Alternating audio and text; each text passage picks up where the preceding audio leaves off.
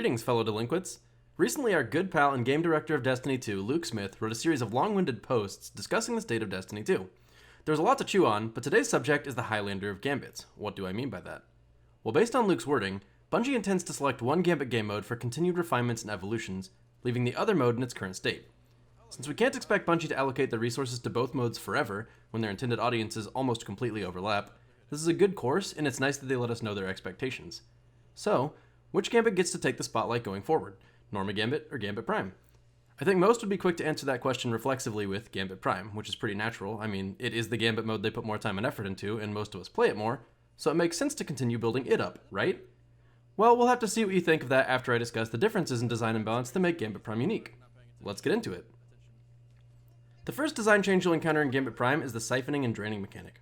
Whenever a team has more than one blocker or a giant blocker on their side, the enemy team steals their moats.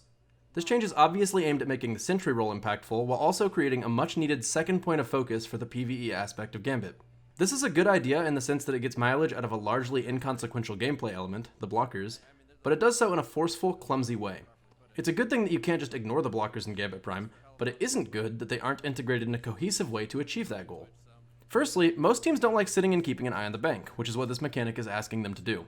Most players will only clear the bank if it's convenient, or if they need to bank moats themselves, which is the primary function of the aptly labeled blockers.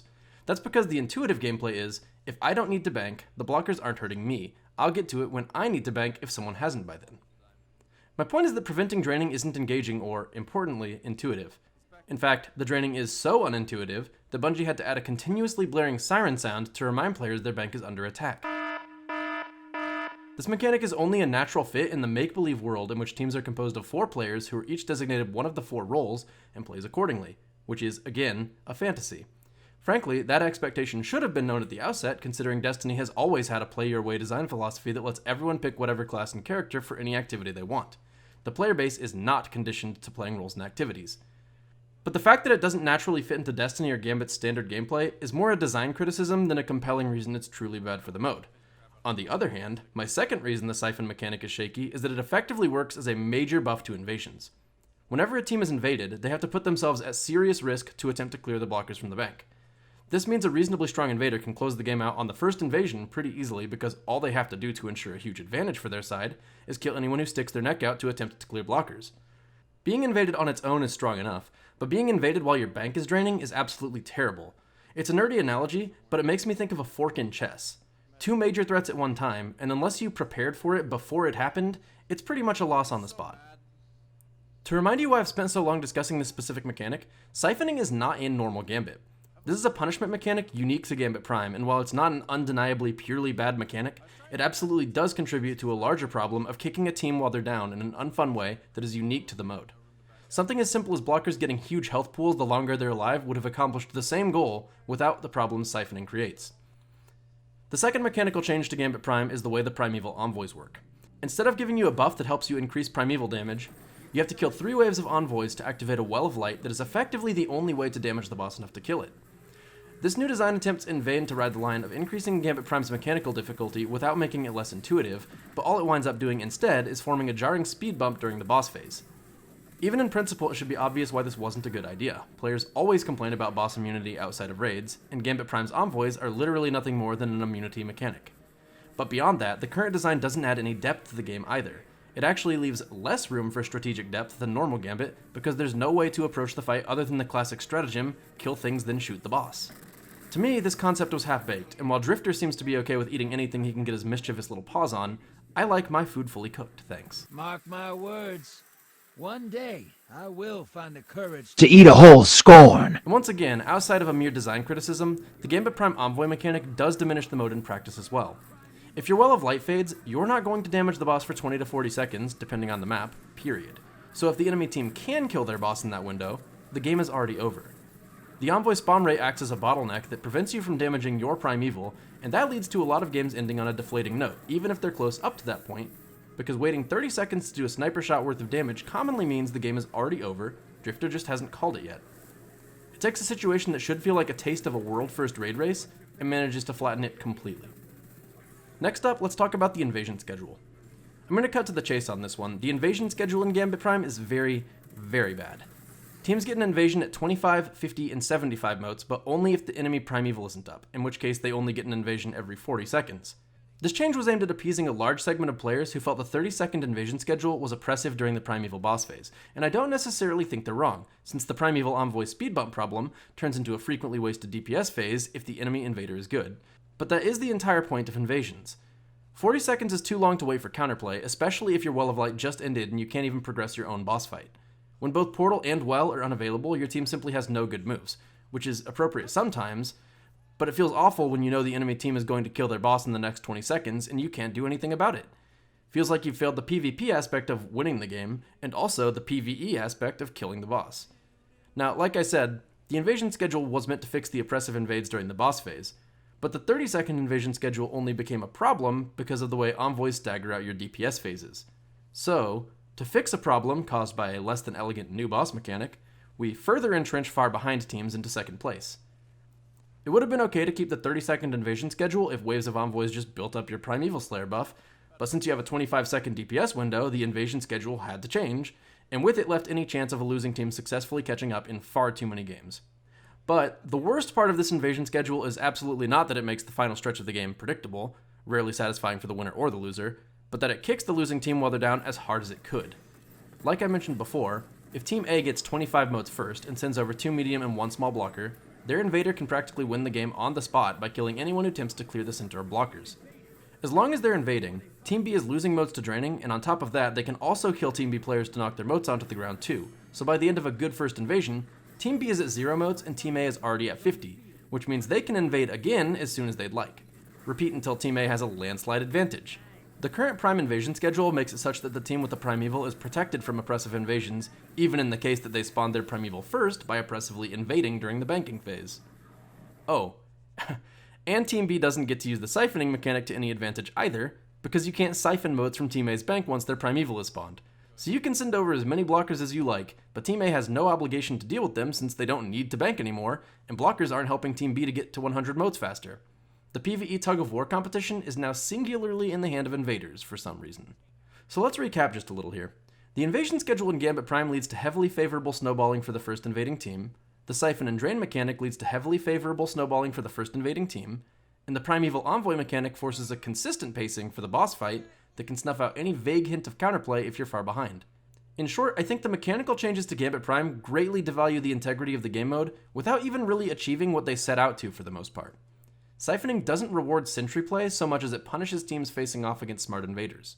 Envoys don't make the boss fight more nuanced, they create pacing issues in what is supposed to be the most exciting part of the game. The invasion schedule handicaps the losing team instead of leveling the playing field and alleviating the problem of oppressive invasions. These changes are, in my opinion, a whole mess, and there's still a lot I haven't talked about. Next on our list, we have Gambit roles, the armor sets. This should have been our solution to oppressive invasions, make invaders have to work a little harder for their kills and give sentries some real stopping power to keep the strongest role in check, but instead we get the opposite. For some insane reason, the invader, which is already the most impactful role in Gambit Prime, also gets the most dominant armor set. They get a huge buff to their shield, regenerating special ammo for the cheesy Izanagi's burden kills, and most bewilderingly, they lock the bank while invading the opposing side. Are you kidding me? Are you actually serious? Who thought this was a fair idea at all? Locking the enemy bank, and without any obvious visual cue to let you know it's not just blockers keeping it closed, is such a horrendously overtuned ability. Consider this situation and realize how obvious it is that the balancing is cruelly unfair in favor of the invader. The plus 15 invader set opponent has invaded. Your team is holding 30 motes. You aren't going to try to unlock the bank to deposit your motes because it won't unlock anyway, but if you don't at least try to kill the blockers, you're going to lose motes to siphoning. But you're holding 10 motes, and standing out in the open to kill blockers might be suicidal. You might not even kill the blockers before the invader gets you, and then you've lost your motes and your bank is still being drained. Maybe hiding is the best choice, but doing nothing for 30 seconds just to not lose the motes you already have is a guaranteed mote loss to draining at least. So the only choice is to fight the invader, but he sees through walls, and he has 400 health, and he has 3 chambered truth rockets that he won't hesitate to use, and you don't know where he is. Suffice to say, the odds are not good. Giving the invader the power to force you to deal with him first while he's at such an advantage artificially puts invaders as the absolute highest priority, greatly diminishing the value of all the other roles. On the flip side, consider the lowly collector. Perk 1. You drop a percentage of your motes when you die, so your teammates can recollect them. Great! Let's just start with the assumption that our collector is going to die. Perfect perk for a human target. Next up, we get overshield for rapid mote pickup, and then ammo for banking motes. Not too shabby. And our plus 15 collector set perk is that we can carry 20 motes to bank a giant blocker. Awesome. Very good stuff. That's exactly what we need to encourage people to paint a larger bullseye on their forehead. I sure wouldn't mind knowing if someone on the enemy team was currently carrying a fifth of the entire bank as an invader, but all is well and good, because if the collector dies, a percentage of those motes drop for their teammates, which I probably will kill the collector, because the bank is locked, their 20 motes have nowhere to go, and I know exactly where they are. The very picture of balance itself. And let's not forget that the collector set also does exactly nothing during the boss phase, which is, half the game.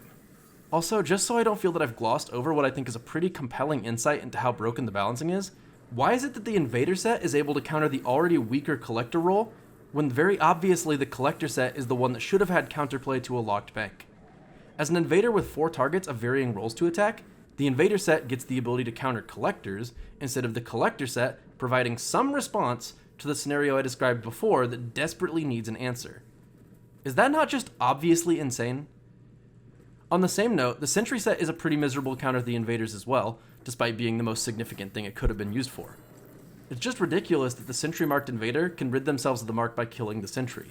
The fact that the mark can go away, or be confused with a high value target marked by a reaper, which is also silly, is such an unnecessary protection put in place for the already dominant invaders. The sentry set isn't terrible, and it does build on the role of defending the side and the bank, but it doesn't do enough about invaders, and it doesn't have enough moment-to-moment impact to be an obviously worthwhile choice. I don't have much commentary on Reapers. It feels like a generic set that you may as well wear if you want to play the mode and get advantages without having to think about your gameplay at all. But all said and done, the various roles of Gambit Prime could have been used as an interesting solution to the problems of invaders being oppressive and ammo economy being too generous, but instead they basically work to give us triumphs to pursue, ammo, some utility, or free wins, depending on the set you choose. Invader is the only role that actually gets a unique mechanic, going through the portal. But the other 3 roles just get a bit better at what they're already doing, except Collector, which just turns you into a mote pinata. Ultimately, I think the best fix for this would be to make it so when an invader kills a target that has motes, it plays the sonic ring drop noise. But more seriously, the reason this is worth mentioning is that Gambit Prime already has these roles. They're tied to the mode, and they're tied to Reckoning. That is some serious baggage when one of the 4 roles becomes totally meaningless for the latter half of the game. Bungie was too intent on creating 4 unique roles for a 4-player game mode, and while that's good in theory, it would have needed a couple major pushes to be a bona fide good idea. Firstly, it needed accessibility to the roles. We needed an easier way to opt into those roles than farming armor. Secondly, it needed meaningful variety and depth within the roles. There aren't enough mechanics for the number of roles they tried to make. Sentry should be a gatekeeper to the invader rather than another player, and Reaper should be able to kill enemies nobody else can. Bungie muddied this up by sticking to their unwavering commitment to the play your way philosophy with the intent of making specific roles unnecessary but advantageous, but in effect that's more poisonous to role importance due to strength imbalances than it is valuable to accessibility. The fact that you never need a specific character, class, item, or role to get any activity done is essentially a hard cap to the potential for gameplay variety, and it becomes an obvious problem in Gambit when, scraping the bottom of the barrel, someone decided that Collector was substantial enough to be a unique role. Without committing to having mutually exclusive roles in gameplay, it's hard to imagine how they could really make the roles we already have work. Invader is the only role that isn't just a step in the game of Gambit's timeline, and as such, it is the only organic secondary role. There are invaders, and there is everyone else. So the bottom line of everything I've said so far is essentially that while Gambit has its problems with invasion balance, ammo economy, and boss melts in both normal mode and Prime, Prime managed to introduce some big new problems throughout its process of conception and evolution. I'd love to spend a segment of this video addressing how I would go about fixing these things, but the simple solution is that I would just remove most of the changes. The 40-second invasions should be back to 30 seconds. The wave of envoys should just build up stacked, similar to how normal Gambit works. The drain and siphon mechanic just should not exist at all. The roles, or the game mode they fit in, need an overhaul that acknowledges the imbalance of invasions. And as far as fixing the problems that are present within both modes, heavy ammo needs to be throttled, and bosses need a more dynamic fight. Both of these things are difficult problems to address from a design standpoint, but it's a concern in itself that Gambit Prime made no clear effort to confront those problems. It shows a lack of awareness as to what holds the game mode back. But surely Gambit Prime does something right, since it's the more popular mode. Well, it's a single round which people tend to prefer whenever they're faced with questlines that require them to play Gambit, and the loot pool has many of the strongest meta weapons in the game. so it's no surprise that normal Gambit is left by the wayside. If you have two largely comparable activities, but one gives much better rewards much faster, the choice is practically made for you. If we're trying to move towards having the best Gambit experience that we could have, I think normal Gambit is clearly the stronger foundation, because like I said, Gambit Prime has really only cooked some new issues into the mode. But the only aspects of it that are clearly better are the meta features surrounding it, game length and rewards.